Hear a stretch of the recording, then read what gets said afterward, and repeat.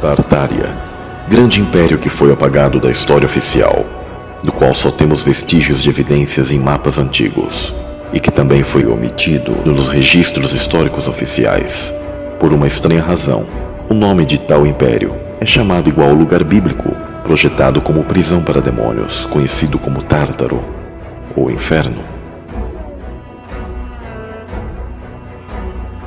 Os fundadores do grande império da Tartária usaram esse nome em homenagem ao Tártaro, porque eles têm conexão com essa prisão de anjos que pecaram contra Deus, dos quais são trazidos aqui, sendo conservada uma linhagem maligna, que vem de Caim, dos Nefilim que nasceram frutos da junção dos anjos sentinelas com as filhas de Caim, passando por Cã, filho de Noé, do qual possuía o gene da serpente. Este, ao cometer incesto com sua mãe, ativou a maldição de espíritos malignos que continuaram nascendo em seu filho chamado Canaã. Os cananitas, sumérios e babilônios e demais povos que ao longo do tempo eram inimigos de Israel e contaminaram parte da semente dos outros filhos de Noé, assim como Jafé, dos quais casarianos, alguns gregos e romanos da elite descendem. Parte da semente dos semitas, como os edomitas, persas e descendentes da tribo traidora de Dan, compõem essa sequência de linhagem. Percebemos claramente a estátua mencionada em Daniel, que mostram esses impérios, e os 3 filhos de Noé, dos quais parte de suas descendências se uniram a essa semente maligna antiga. Há um império na estátua de Daniel, que se espalhou por toda a Eurásia. Na era medieval, esses últimos Nefilim foram se misturando e tendo seu último bastião na região da Eurásia, na região deste antigo império chamado Tartária.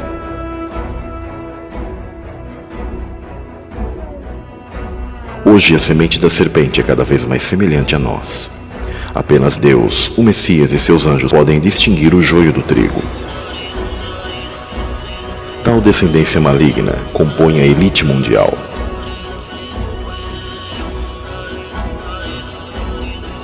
De fato, geograficamente falando, esses mapas em que o Império da Tartária aparecem coincidem no espaço e no tempo com o Império Mongol, cujo governador era Gengis Khan, que significa o Supremo da Terra. Lembre-se de que Khan é uma variante fácil de conexão com Caim, mas também tem uma analogia com Cã, filho de Noé, e com os cananitas, que descendem de Cã, filho de Noé. O que significa que temos muitas conexões em comum entre a Tartária e os ancestrais da linhagem da semente da serpente. Isso ocorre porque eles, os fundadores da Tartária, e seus habitantes são uma parte da encarnação dos anjos rebeldes que pecaram no céu. Não é por acaso que eles são chamados de Tartária, porque ambos representam o mesmo. São apenas 2 mundos interconectados. Um serve como prisão de anjos, chamado Tártaro, e o outro um reino terrestre de autoconhecimento, chamado Tartária. Nunca esqueça que o mundo inteiro está sob o maligno atualmente. Neste último bastião, os habitantes tinham autoconhecimento de arquitetura, energia livre e domínio do éter. Tais arquiteturas, como dólmens, era para o sistema de encarnação e reencarnação de Nefilim, assim como pirâmides e outros monumentos antigos, que aproveitavam alinhamentos com o firmamento, estrelas específicas assim como planetas que são as estrelas errantes, dos quais eram amplificados através da natureza ressonante dos materiais das rochas e cristais, dos quais os dólmens são feitos. Assim como tais monumentos antigos, vemos vasos de pedra gigantes encontrados na China, que segundo as lendas locais foram usados para servir uma vasta civilização de gigantes.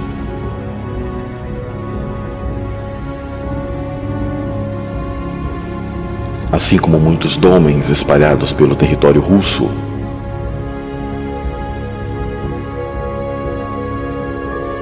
assim como a muralha da China, dos quais as fortificações apontam para o sul e não para o norte, como nos é contado pela história oficial chinesa.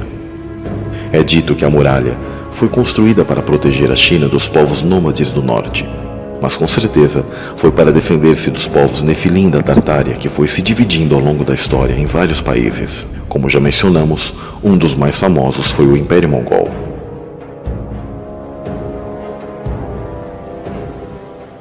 Na bandeira antiga atribuída a Tartária, é possível vermos o símbolo de uma coruja, do qual aponta para a deusa Ishtar, adorada pelos Illuminati.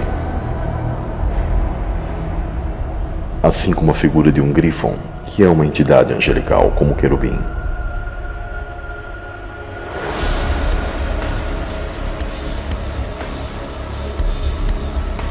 A história da verdadeira humanidade é muito mais complexa e interessante do que eles nos disseram.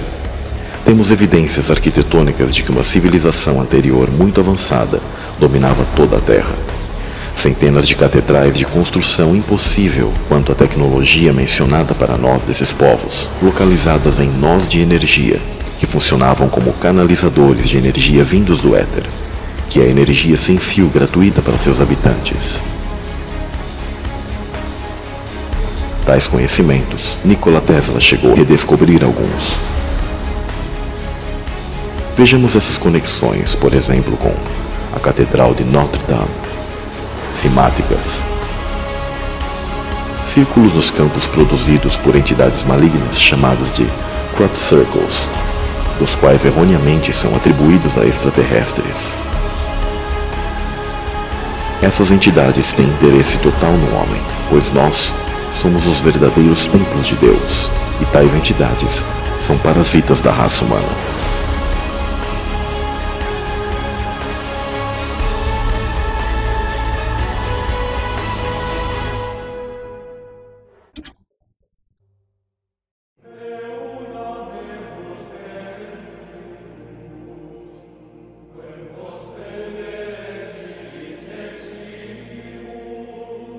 A Catedral de Notre Dame, em Paris, é o ponto zero da capital francesa. Lá está um nó muito energético, que é importante em todo o mundo.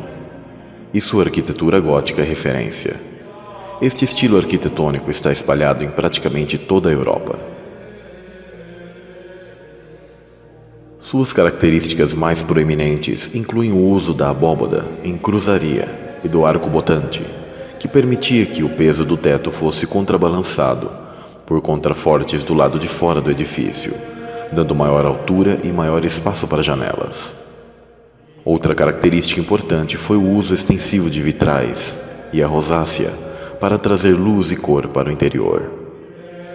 Outro detalhe era o uso de estatuária realista no exterior, particularmente sobre os portais, os chamados gárgulas, que supostamente ilustram histórias bíblicas para os paroquianos em grande parte analfabetos.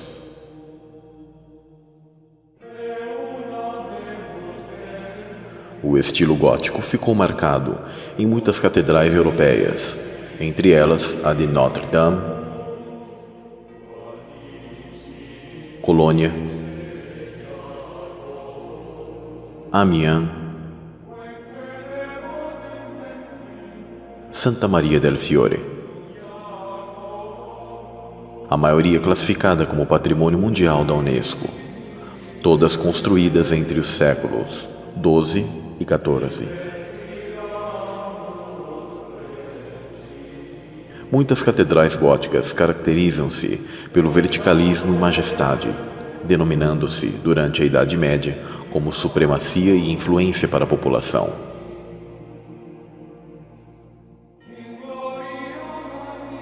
Vamos começar pelas catedrais mais longevas que não foram construídas para fins cristãos. Este é o primeiro ponto importante.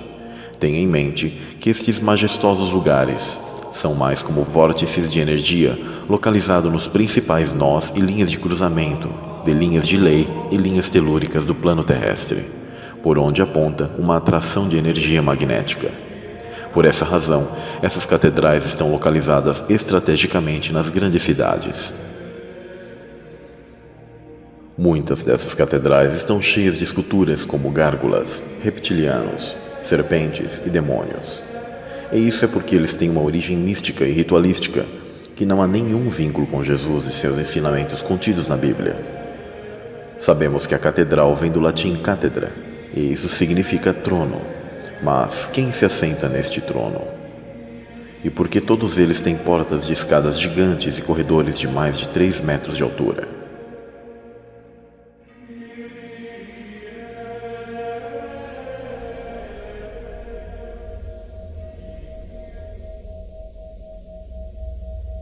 Se você adentrar nestes locais, sentirá um sentimento natural no corpo, como um fluir de uma energia concentrada, não importando a variação na cor, imagens ou decorações, porque no final é um ponto de atração de energia, como um ímã que atrai campos eletromagnéticos e biomagnéticos, de cima nas estrelas e do solo no intramundo. Não importa se nessa arquitetura possui crucifixos ou letras árabes, será sempre um ponto de energia. Esses locais foram propositalmente construídos para te sintonizar em território espiritual desconhecido, onde habitam seres enganadores e que atuam por energia sônica, magnética, mental, vibracional e emocional para sintonizar sua glândula pineal com as frequências desses seres caídos, até promover certas curas e milagres. Porém, isso é uma isca para aprisionar almas e acessar corpos. Eles apenas usam da ciência que Deus colocou para nós. Mas isto não quer dizer que aquele local seja santo. De acordo com a versão oficial, dizem que estas catedrais foram construídas entre o século XI ou XII até o século XIV, na Idade das Trevas, de acordo com cronologias oficiais. Mas um dado-chave para entender este mistério é que uma catedral está sempre localizada em algumas cidades importantes. Então, se você vai para o hebraico e analisamos o significado do termo cidade, você vai encontrar algo muito marcante na verdade. Caim é o primeiro construtor de uma cidade, e o termo cidade significa literalmente lugar vigiado, ou lugar guardado ou vigiado por um vigilante. Os mais famosos vigilantes são os anjos caídos de Gênesis 6 e do livro de Enoque, que se rebelaram e tomaram uma forma corpórea aqui na Terra, e se misturaram com a humanidade. Vindo dessa ação, muitas lendas e mitologias ao redor do mundo.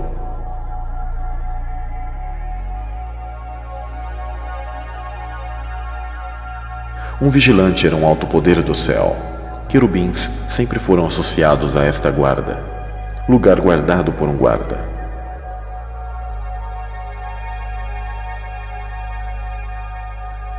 Então, se as catedrais significam tronos e estas catedrais estão localizadas em alguma cidade grande, significa que essas estruturas faraônicas são espaço e residência de algum herdeiro Nephilim, que se entronou nesses locais. E isso é a razão pela qual elas estão cheias de gárgulas, reptilianos, serpentes e demônios.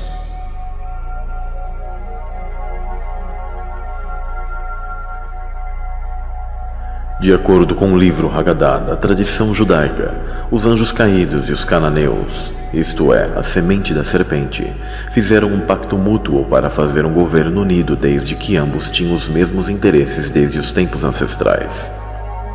Em suma, as catedrais são como quartéis perfeitamente posicionadas para estender domínio.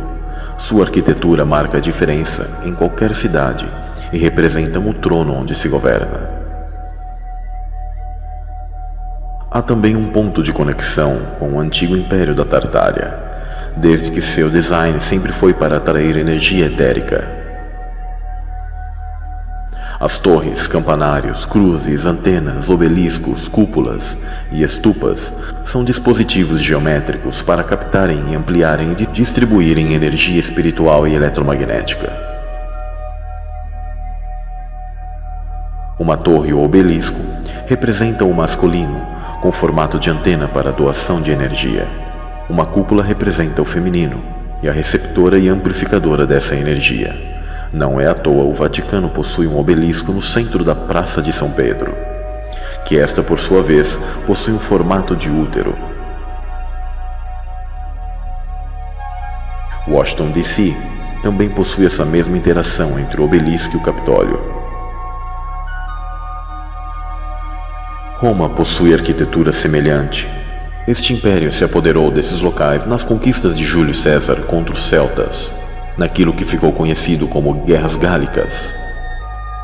Nestes locais das catedrais anteriormente já existiam outras construções, como círculos de pedras, dólmens, pirâmides, templos celtas, entre outros, onde os sacerdotes druidas deram as orientações de como seriam construídos estes monumentos.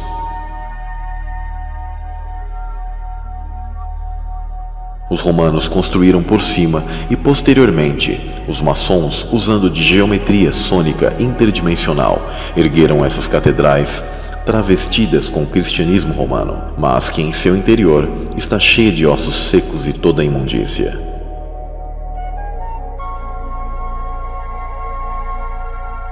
No caso de Notre Dame, até seu exterior não esconde sua real identidade e conexão.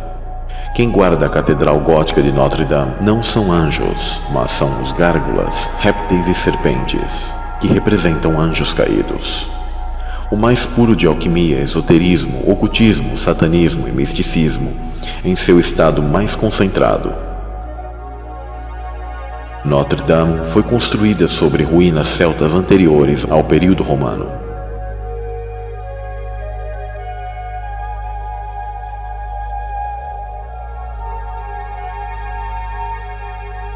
A altura e tamanho desses locais se deve ao fato de amplificação de energia captada e de que os últimos remanescentes da semente da serpente do Império Tártaro ainda adentraram tais locais para seus cultos profanos.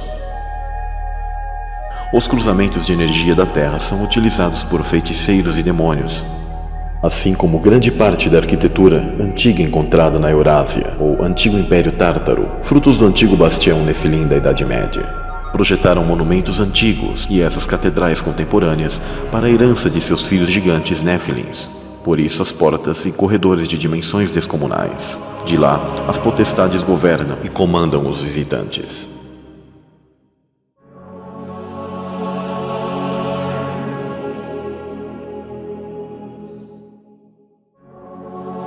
Este é o porquê ainda se encontram pessoas com resquícios genéticos como gigantismo, presença de 6 dedos, paranormalidade e outras características ou aberrações, principalmente nessas regiões do mundo, pois os nefilins modernos se misturaram com toda a raça humana ao longo dos tempos.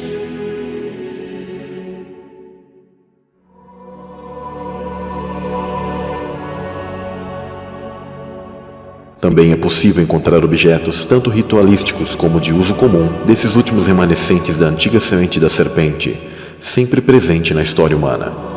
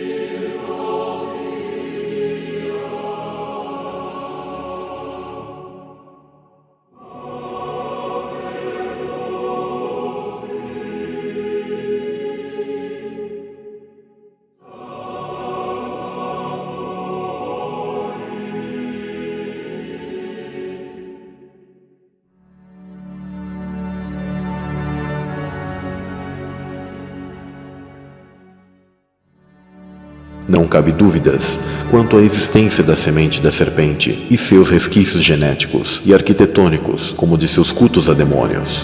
Esta é a arqueologia proibida que não te contaram.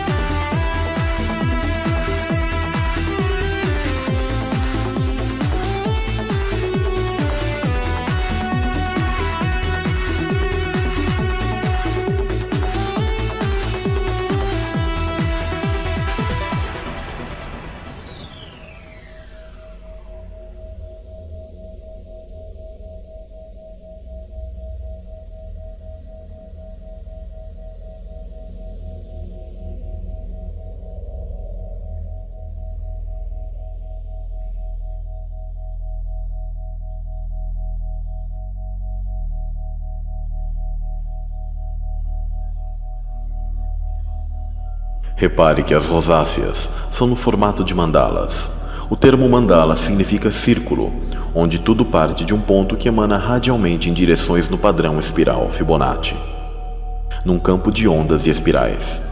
Essas catedrais são como réplicas do padrão universal do eletromagnetismo.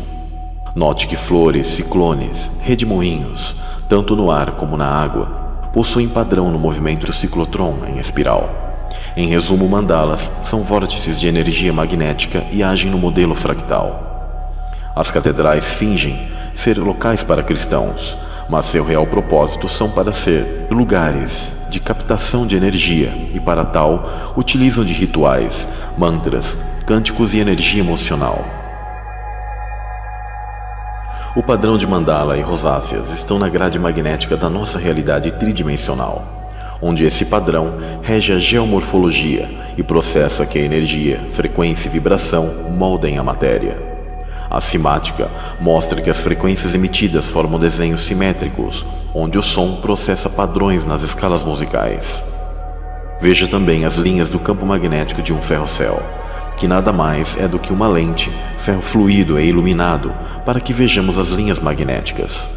Note também que esse mesmo padrão de simática e frequência estão nos crop circles, que nada mais são do que o registro da entrada dimensional dos seres interdimensionais, no caso, anjos caídos no nosso plano.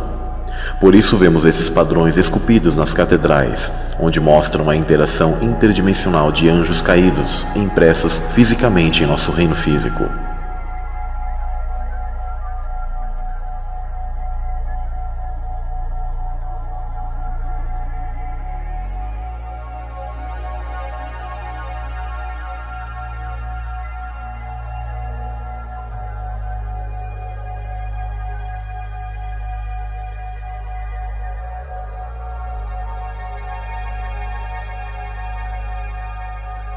A linguagem e desenhos geométricos deixados pelos crop circles são padrões eletromagnéticos da nossa matriz dimensional, realizado por entidades para se comunicarem entre si.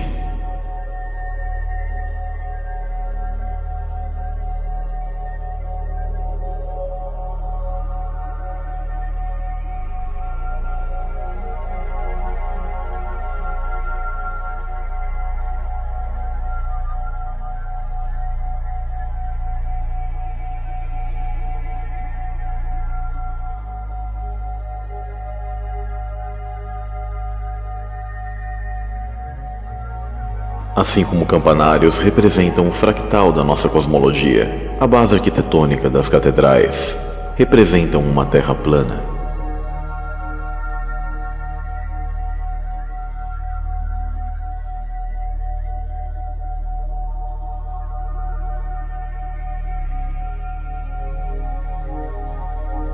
Cruz, mundo espiritual acima dos céus ou firmamento. A cruz, ou X, sempre foi o símbolo de Caim, e nas representações arquitetônicas, os maçons querem que seu Deus esteja acima dos céus.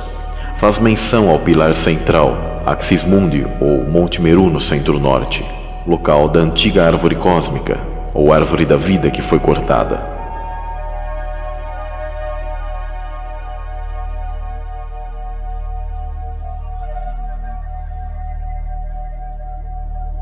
Cúpula, ou domo, ou firmamento, revestimento que protege e blinda o nosso mundo.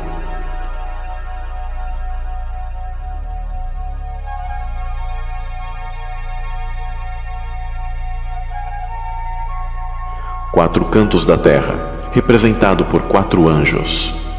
Pilares, colunas, alicerces da terra. Filamentos de plasma nas altas camadas da atmosfera acima e responsáveis por formarem e manter a Terra fixa e imóvel em meio às águas primordiais abaixo.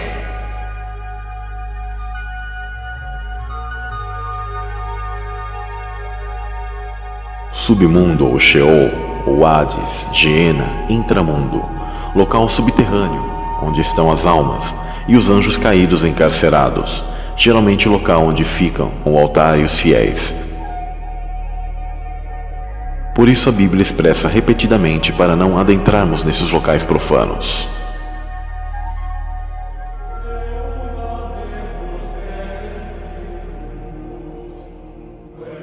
Mas o Altíssimo não habita em templos feitos por mãos de homens, como diz o profeta. O Deus que fez o mundo e tudo que nele há, sendo o Senhor do céu e da terra, não habita em templos feitos por mãos de homens. Não sabeis vós que sois o templo de Deus e que o Espírito de Deus habita em vós? Ou não sabeis que o vosso corpo é o templo do Espírito Santo, que habita em vós, proveniente de Deus, e que não sois de vós mesmos? Sou um estrangeiro para os meus irmãos, um estranho até para os filhos da minha mãe. Pois o zelo pela tua casa me consome, e os insultos daqueles que te insultam caem sobre mim. Neste salmo, o sentido de casa significa povo, família, parentes, e nunca foi templo. Este é o porquê Cristo se irou com os cambistas que faziam comércio do povo de Deus enganando essas pessoas.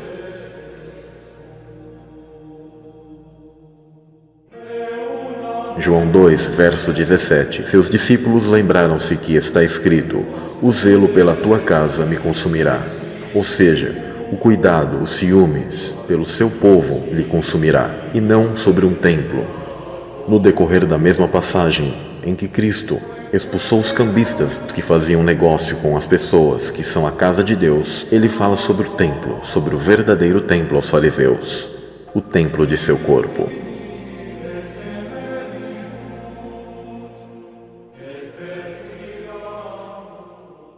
A Páscoa dos judeus estava próxima e Jesus foi para Jerusalém.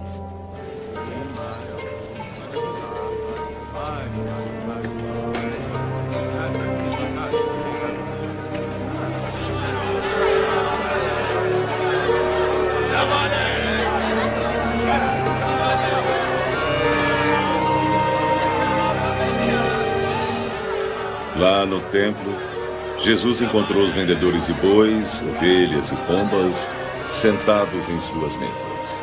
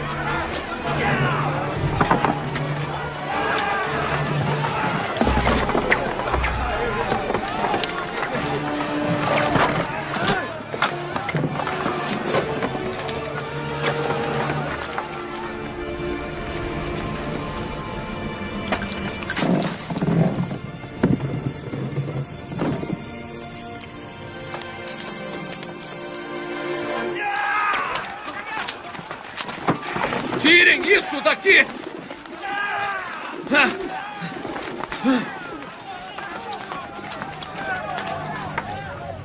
Parem de transformar a casa do meu pai num mercado! Que sinal nos mostra para provar-nos que tem o direito de agir assim? Destruam esse templo.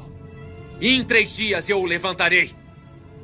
Tu o levantarás em 3 dias? A construção desse templo demorou 46 anos.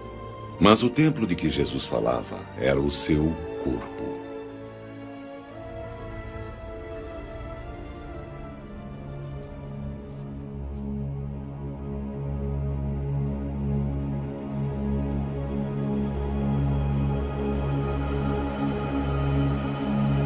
O homem possui 46 cromossomos.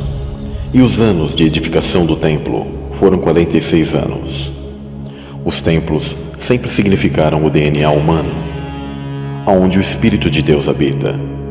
Isto significa que o antigo corpo decaído foi substituído pelo corpo que o Messias levantou em 3 dias, o corpo da ressurreição.